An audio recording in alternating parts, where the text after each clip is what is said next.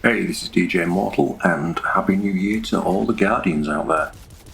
So today I'm going to be looking at one of the many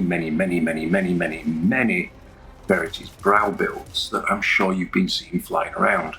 And to be fair, I've looked at all of them, and I've tried all of them, and all of them just seem to not quite make it to the level that they should be. Some don't have the healing, some don't have the damage, some are very good in one area, not so much in the other. They're just not quite perfect. So I spent quite a bit of time over the Christmas period messing around with this build, and I think I finally got it down. So, I believe it's time to share it with all the good people out there. So let's jump right in by looking at the Verity's Brow Exotic Helmet, which is the centerpiece of this build. Now, the exotic perk, the fourth magic, means that weapon final blows with a damage type matching your subclass energy will grant death throws. And death throws grants 50% additional base grenade regeneration rate and 20% increased grenade damage per stack, and it stacks up to 5 times. And then for those of you who are in a fire team, death throws will actually grant 10 times grenade regeneration speed any allies that are within 20 meters of you.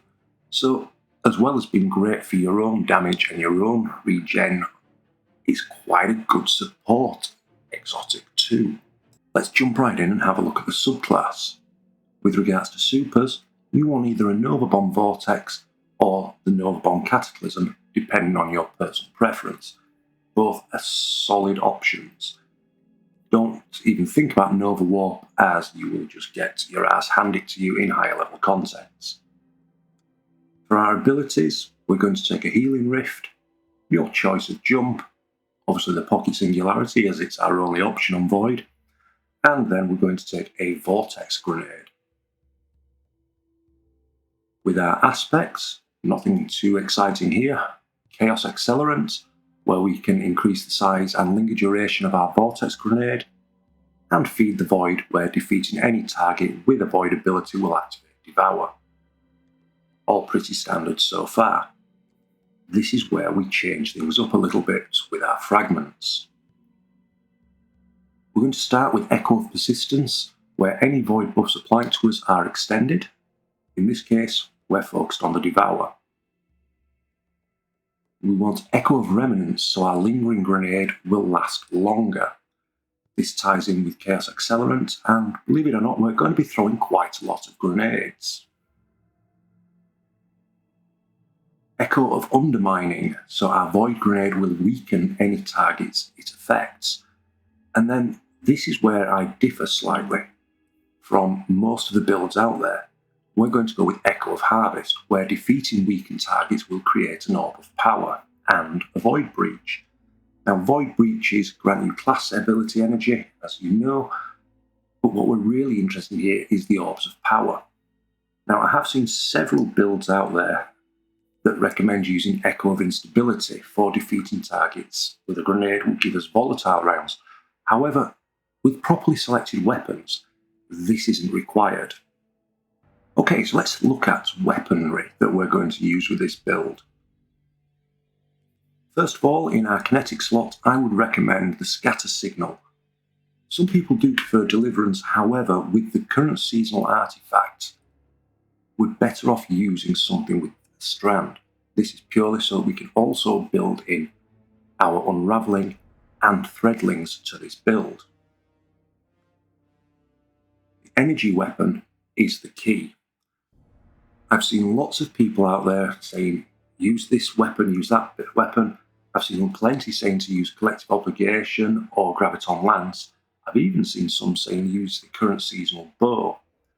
However, the key here is that we want anything that has Repulsor Brace and Destabilizing rounds.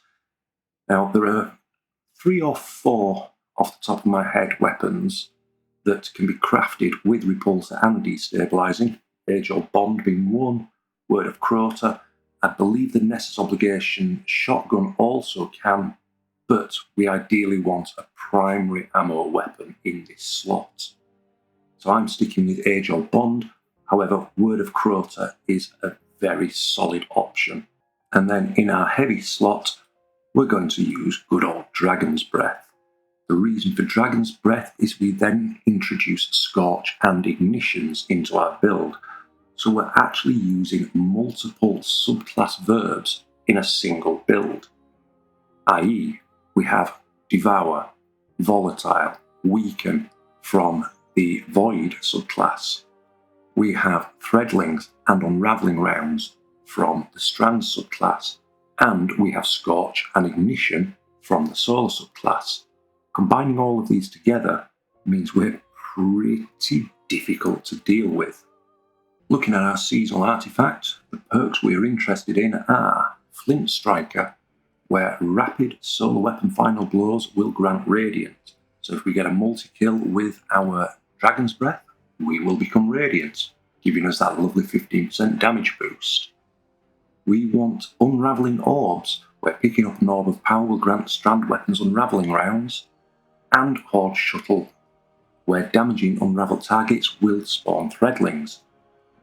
I.e., we have just boosted our Dragon's Breath and our Scatter Signal. From Whence You Came is always useful to have if required when facing taken and scorned combatants. Wished Into Being, so when our super's almost fully charged, we'll gain additional orbs of power. And Dragon's Bite, where breaking a combatant's shield with a strand or stasis weapon has a chance to suspend or freeze that combatant. When you're selecting your armour for this build, focus for 100 resilience and 100 discipline. Recovery is irrelevant as we have healing in the form of our Rift and Devour, which should be up pretty much constantly. Mobility is always an afterthought on a Warlock, and our intellect and strength just want to be above 30, so we avoid the extended cooldown timers. Moving on to our mods. On the helmet, we're going to begin with Double Harmonic Siphon. The fact that we're duplicating this mod means that we get increased potency on the generated orbs, i.e. they give you more super energy. We also are going to use Ashes to Assets, so we gain bonus super energy on grenade kills. Moving on to our arms. Now I've seen some people saying to use multiple copies of Firepower to reduce the cooldown timer for orb generation. Now, this is true, it is very, very useful to do. However, unless you are in master level content, i.e. Grandmasters, Master Raids, etc., multiple copies of Firepower will not benefit you, as there is still a 1 second cooldown. So unless the trash ads are of a high enough power to actually take time to die, you're not going to get any benefit, i.e. you're going to throw a grenade, they all die almost instantly.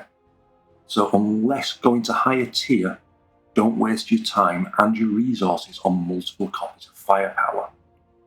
Instead, look to add on Impact Induction, where causing damage with your melee will reduce your grenade cooldown, and a good old-fashioned grenade Kickstarter, where we use our grenade, we then use our armour charge to consume and improve the regen of that grenade.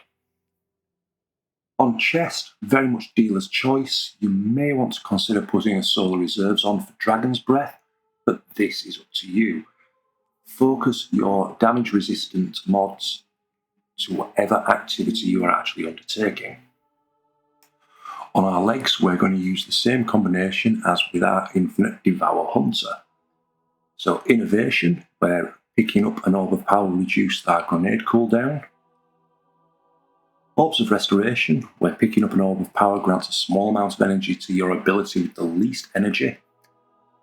And Absolution, where an orb will reduce the cooldown of all of our abilities.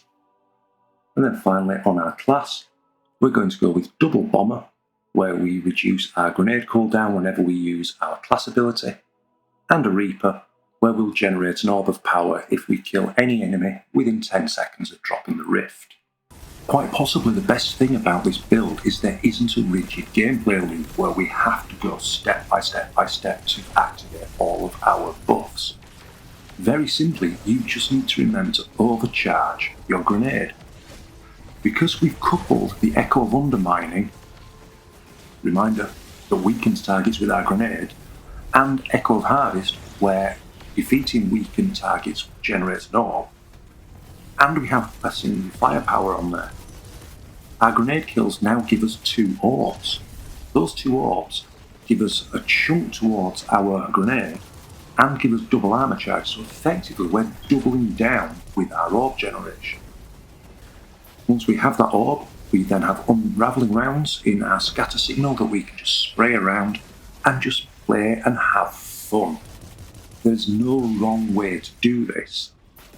Because our primary weapon has both repulsor brace and destabilising rounds, we pretty much constantly have an void overshield, and as we're getting kills, we're making surrounding enemies volatile, which then refills our overshield. So quite literally, you cannot go wrong. Just go and cause havoc. The final piece of information I want to leave you with is just to show you the grenade cooldown before we even input death throws, which is sub 5 seconds. So there we have it. Verity's Brow Void Lock build perfected.